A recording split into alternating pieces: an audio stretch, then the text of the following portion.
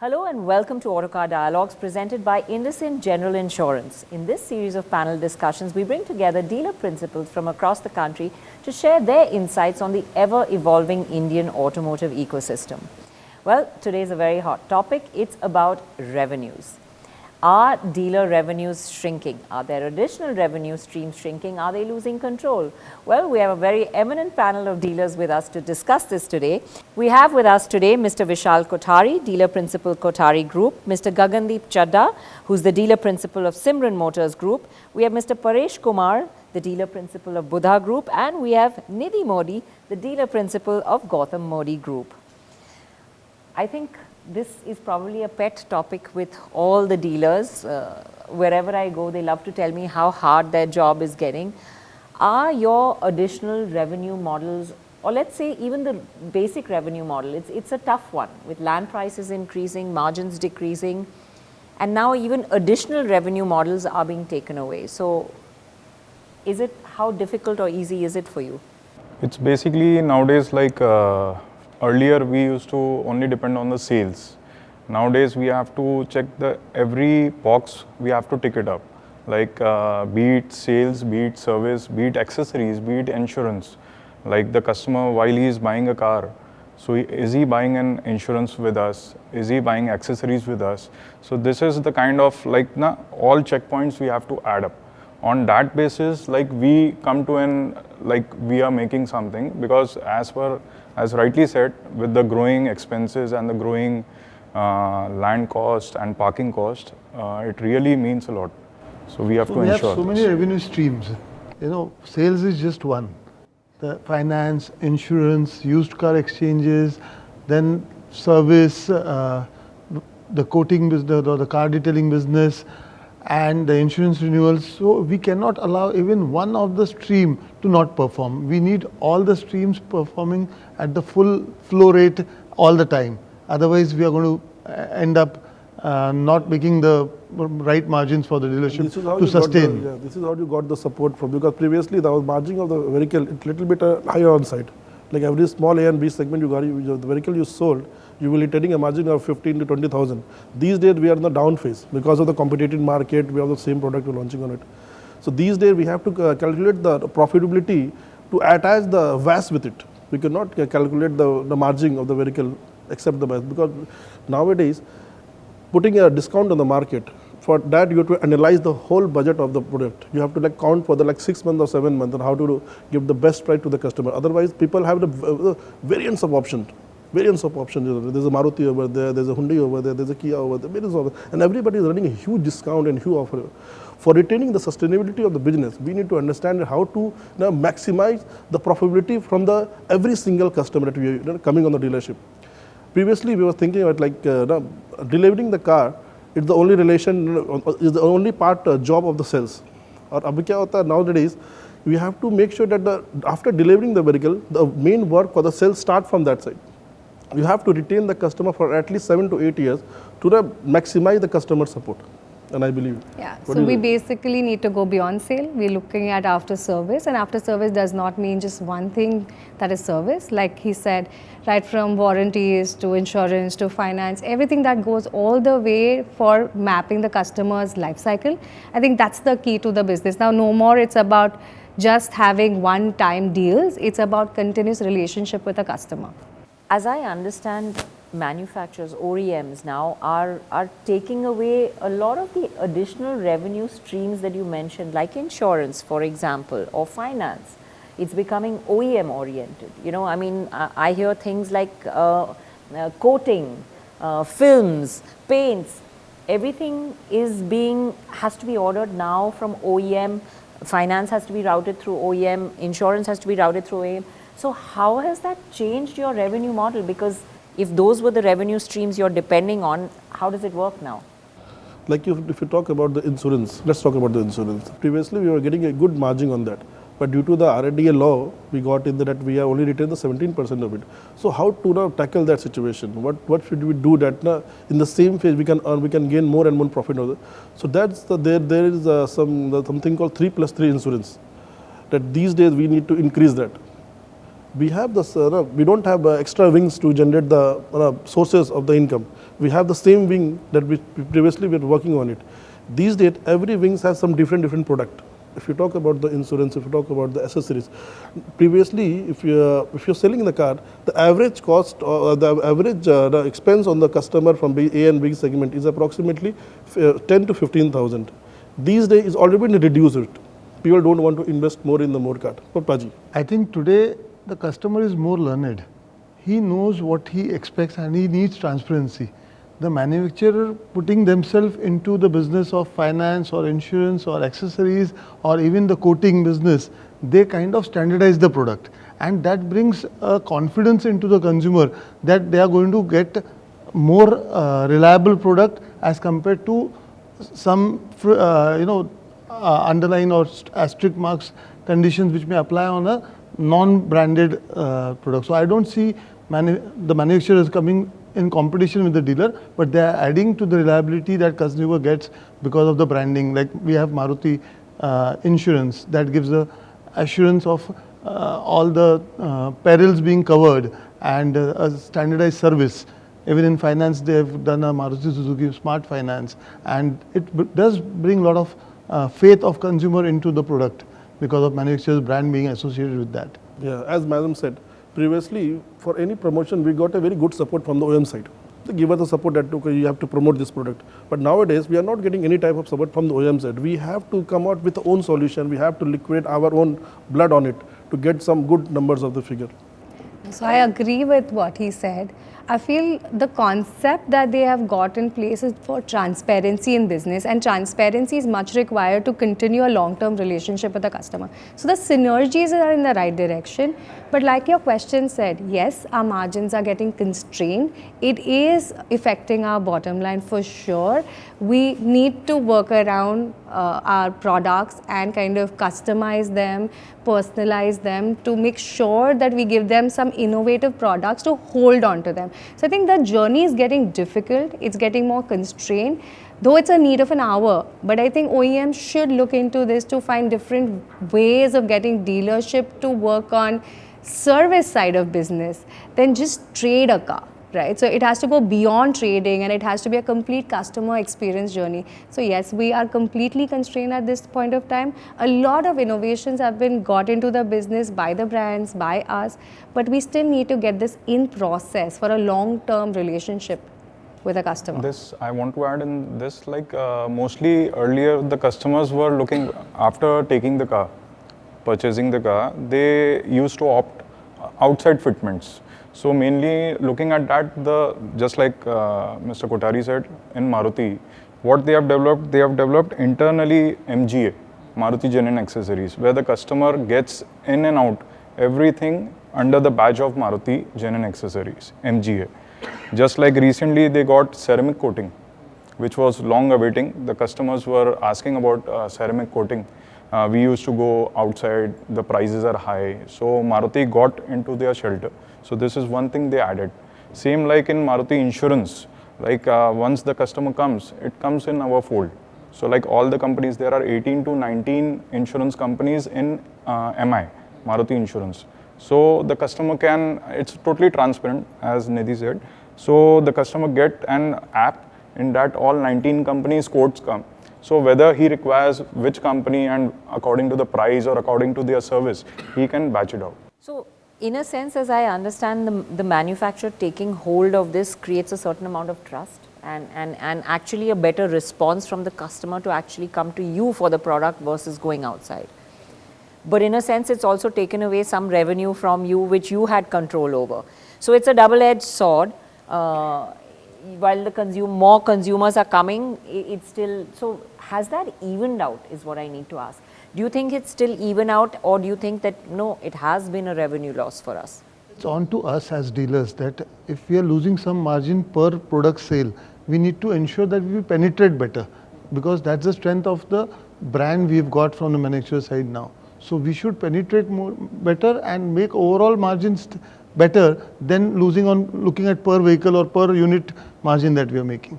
while I agree to him, but there's a different perspective. When you get any process in place, it also takes away a lot of time. It consumes a lot of time. It can be a much lengthier process.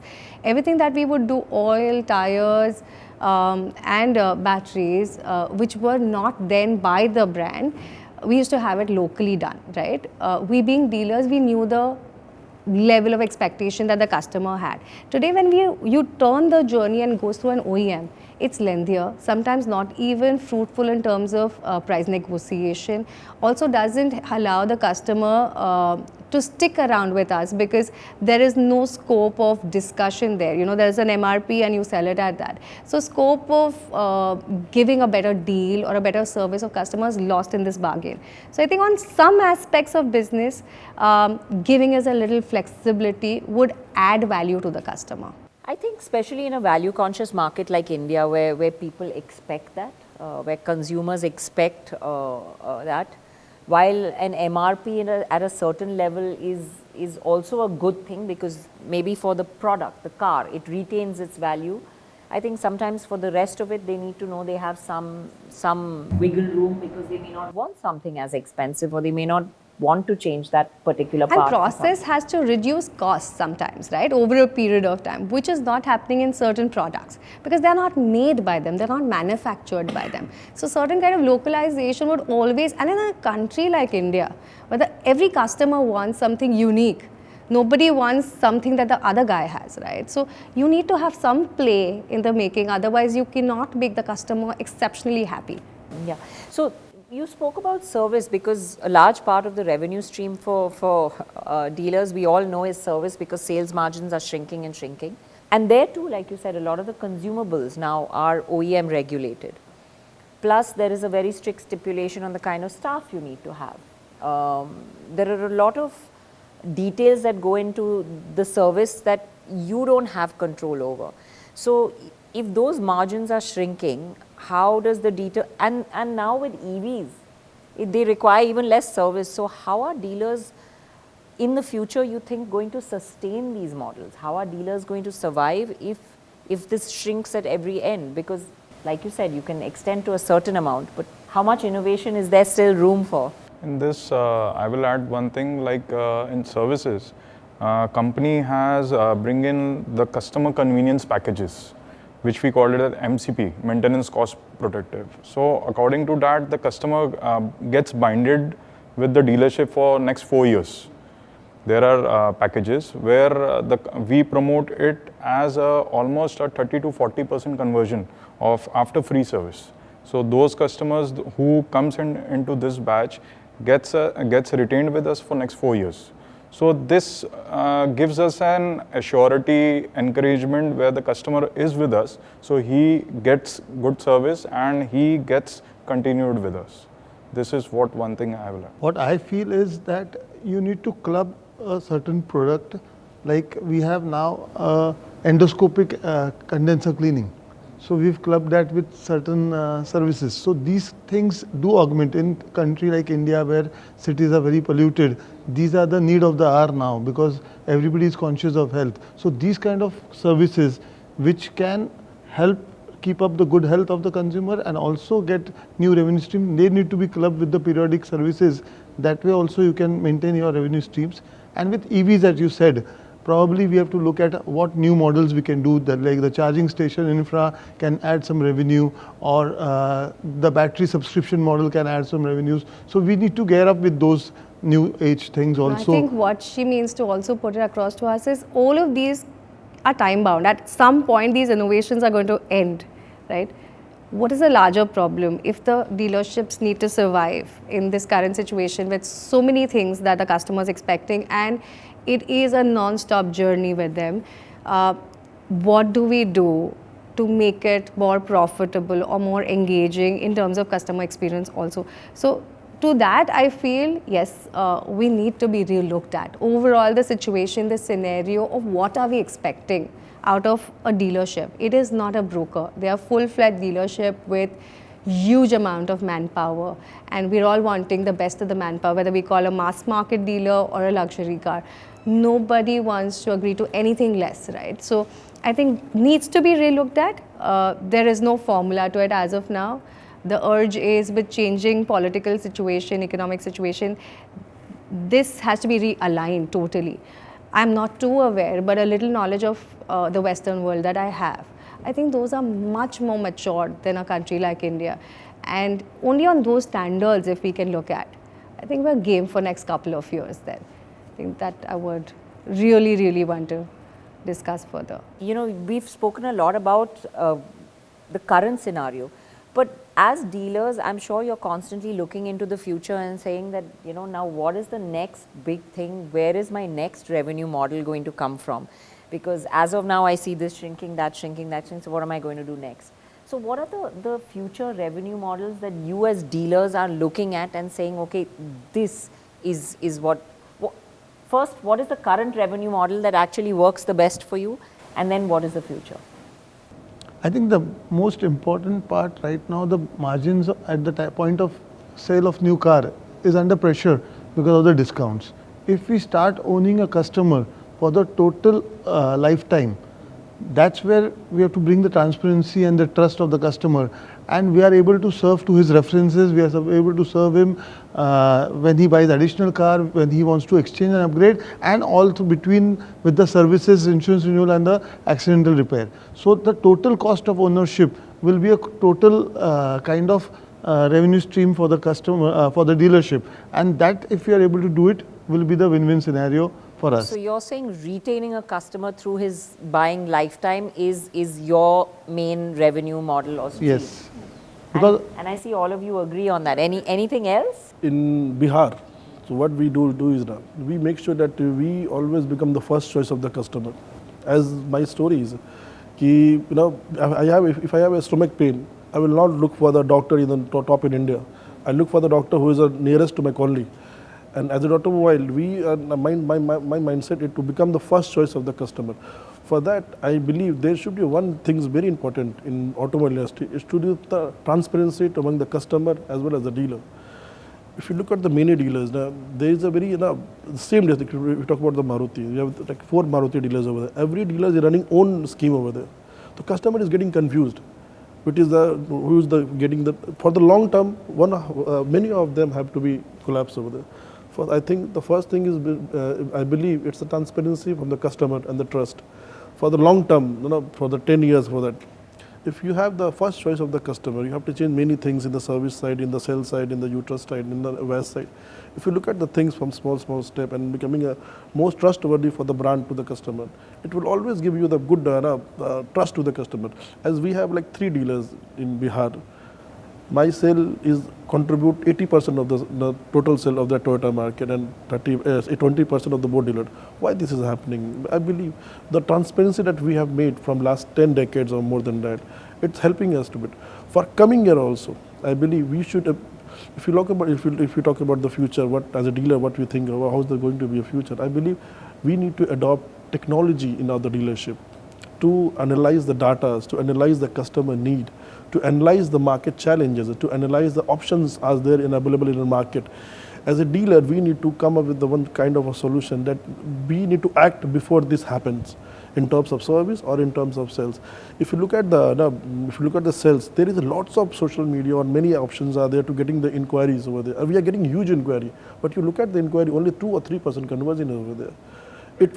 There is a very big space to repair it. There's a very big chance to repair it, I believe. Rightly said, like every customer has his own needs. So we have to cater to his needs, like what he requires and what he's looking for. Accordingly, we have to pitch in that way so that he gets his point of satisfaction, that buying a car and getting him retained with us. That is the main thing. I think data can be utilized for predictive analysis, like they're saying, and a lot of preventive care can be done now. People really appreciate it. I think before the problem strikes, the resolution should be up the table. If that happens timely, I think you've won the customer. Oh yes, it's an instant generation. People want everything done instantly, and I think people appreciate it when they get instant responses and you're prepared for their responses. So I think that definitely is a plus point. But do you think it's also in this scenario with with so much competition, so much pressure on the dealership, is it getting harder and harder to retain that customer and keep that customer within the fold? Because that, as I see, is your, okay, this is my main future revenue generation if I can hold this customer. But it's getting harder, isn't it? And how do you work to hold the customer? One of the things he said is definitely, of course, differentiate yourself by providing that service. But what are the other things you do to keep that customer within the fold? I think we covered a lot of things like tailor-made, options that a customer had, bundling up of schemes, reaching out to customers timely, giving them updates regularly. I think digitally reaching out to them on and before the crisis come in. I think these are the basics. I think these are not the major game changers, but this is just the beginning. This could relax the situation. This can help us to retain the customer better, because it's more the softer aspects. The harder aspects like car technology is largely taken care of.